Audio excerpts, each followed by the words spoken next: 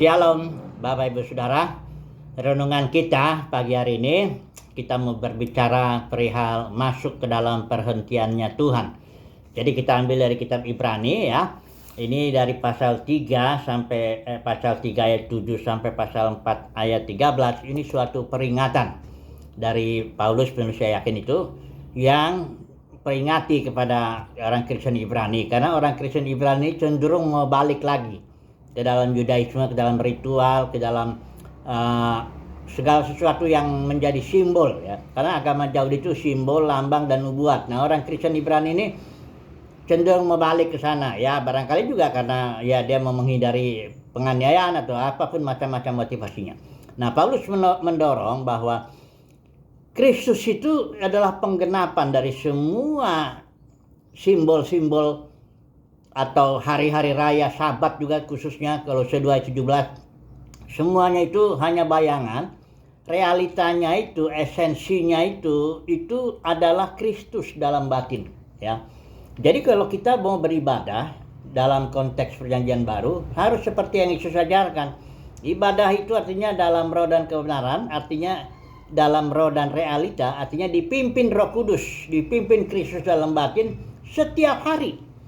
Hari ini kalau Tuhan sudah kerjakan ini, semuanya kita kerjakan. Kita bukan beribadah dalam bentuk-bentuk ritual lagi, ya, peraturan-peraturan agamawi lagi, ikut program-program organisasi lagi yang dibuat para pemimpin agama Kristen ini. Bukan itu lagi.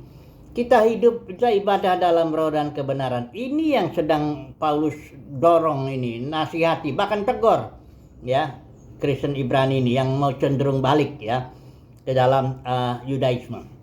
Nah, tegurannya itu kita lihat ini. Mari saya baca aja dulu. Ini tidak mungkin kita baca semua, tapi saya baca coba dulu poin-poin yang penting aja ya.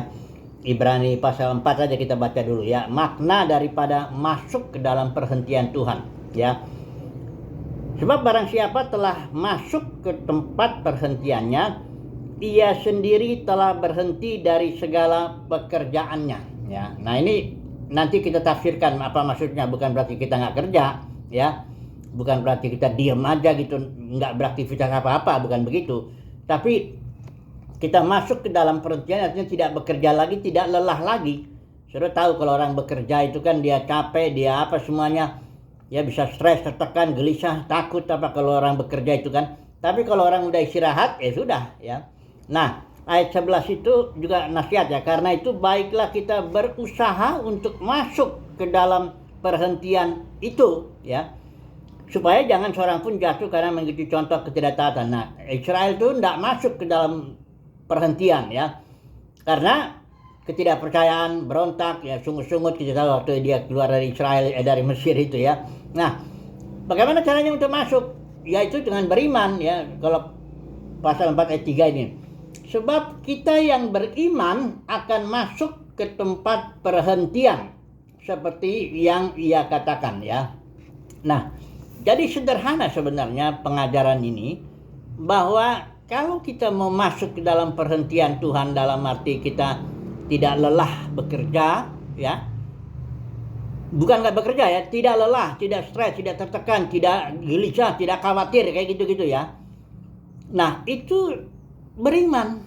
Beriman kepada siapa? Ya kepada Kristus yang sudah menggenapi seluruh hukum Taurat itu.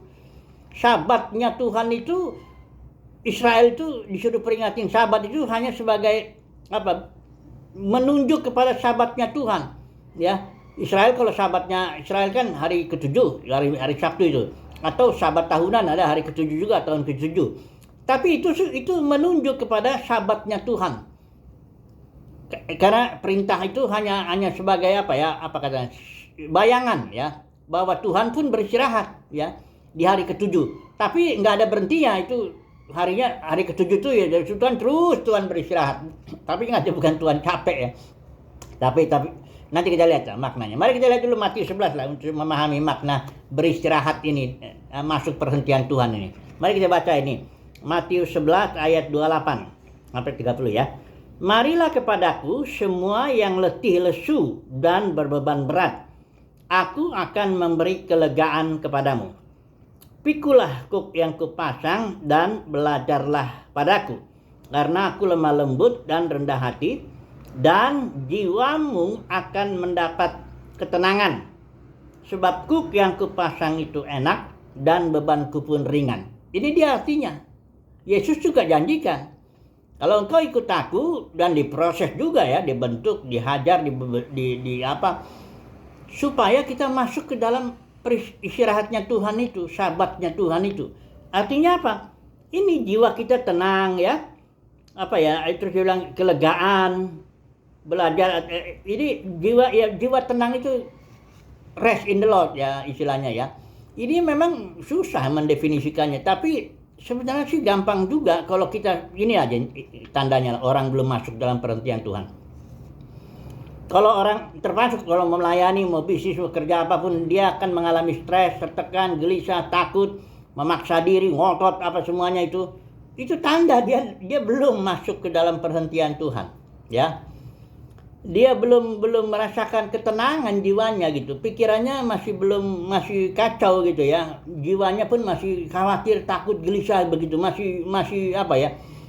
Kayak air yang tenang itu kayak belum dah ya, dia masih gelombang-gelombang, masih kacau gitu lah ya. Nah, makanya di kitab Yesaya 30 juga dikatakan, dengan bertobat dan tinggal diam kamu diselamatkan, dalam tinggal tenang dan percaya di situ kekuatanmu. Ya, kalau kau ngotot terus itu, termasuk orang dalam pelayanan ya, pendeta juga kadang-kadang kan kalau orang masuk dalam pelayanan umumnya ya, ini coba kita dalam dunia kekristenan ya, umumnya kan orang harus cari murid, cari orang, kumpulin ya, tarik juga duitnya, bangun gedung. Itu saya juga dulu pernah bikin begitu, stres loh ya, gelisah. Karena kita takut, malu juga kalau nanti kita nggak ada pengikut kita, nggak ada ya, nggak, gedung pun nggak ada, apa semua kesana kemari apa semua, jadi kita maksa diri tuh, wah nggak puasa ya. Saya juga gitu ya, pernah juga puasa 5 hari ya dalam setahun, 1-2 kali begitu programnya. Tertekan itu sebenarnya, jujur aja. Makanya kalau saya lihat pendeta ada yang sakit, ada yang stroke, ada yang jatuh dari mimbar apa, saya sebenarnya nggak kaget juga, karena saya pernah ngalamin begitu juga ya. Sampai saya maaf kata ke toilet terus itu, sampai stres gitu, gara-gara kok melayani tapi stres juga. Jadi ini apa? Karena baru saya tahu ini berarti ada sesuatu yang salah ya. Enggak gitu kok, Tuhan Yesus janji kok, kamu jiwamu tenang. Tapi belajar daripada aku ya. Jangan belajar dari pendeta yang berhasil misalnya narik pengikut banyak apa semuanya. Ya, jangan belajar yang baiknya ya, tapi jangan yang bikin stres gitu, gelisah ya, ingin dihargai orang juga ya. Ya itulah, dalam kekristenan ada uang di situ bermain, ada jabatan, ada hormat manusia. Jadi itu bikin orang stres, bersaing ya, harus waduh, kadang-kadang ya saudara tahulah maksud saya itu begitu. Tapi itu bukan begitu, ibadah dalam Kristus bukan begitu. Kalau saudara dan saya masih stres, tertekan, gelisah, takut, bahkan ketika melayani Tuhan juga apa, itu tanda bahwa kita ada yang salah ya. Ulang lagi lah, bertobatlah. Ingat deh saya itu, dengan bertobat, artinya bertobat tuh berubahlah ya, pikiranmu berubah juga, gayamu itu ya. Berubahlah semuanya tuh. Bertobat, tinggal diam ya, engkau diselamatkan. Nah, dengan percaya dan dengan percaya dan tenang ya, jiwa itu kekuatan kita. Oke lah. Nah, mari kita sambung lagi terus barangkali ini kesimpulan aja lah langsung untuk renungan pagi ini ya. Jadi bagaimana ini ya, supaya saudara dan saya ini masuklah dalam perhentiannya Tuhan, istirahat. Saya pakai istilah inilah ngejelasinnya ya. Ada ajaran Taoisme itu yang namanya Wu Wei. Wu Wei ini artinya effortless action, tindakan yang tanpa usaha, tanpa maksa, tanpa stres, tanpa gelisah ya. Dia bertindak loh. Wu Wei itu prinsip di mana orang bekerja dengan semangat, sukacita, pagi hari bekerja dengan pokoknya semangat, sukacita, tapi tidak stres, tidak maksa, seolah tanpa usaha. Saya beri contohnya gini, peselancar lah, saudara tahu ya peselancar itu, surfing itu. Dia kan hanya berdiri di papan aja itu.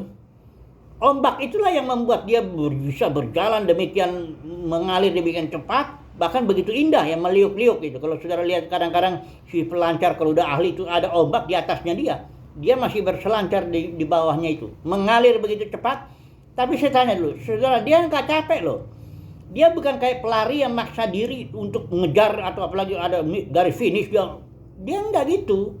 Dia hanya ngikutin arus saja, ngikutin ombaknya itu aja. Ya tentu ada keahliannya untuk dia tetap jaga kestabilan ya. Kayak gitulah masuk dalam perhentian Tuhan. Wuwei, beristirahat dalam Tuhan, rest in the Lord ya. Kita aktif dari pagi sampai ya ada waktu istirahat juga ya. Pokoknya kita aktif lah bekerja sesuai tugas kita. Mau sebagai bapak, sebagai ibu, sebagai mahasiswa, pokoknya kita kerjakan semua tugas. Tapi dalam batin kita sebenarnya kita istirahat. Pikiran kita tenang. Tubuh kita juga otomatis sehat.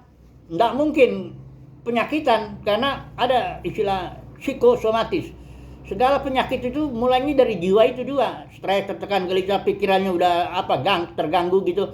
Akhirnya lari ke tubuh, soma, ya larinya ke tubuh, ya. Jadi yang wajar itu ini, ya.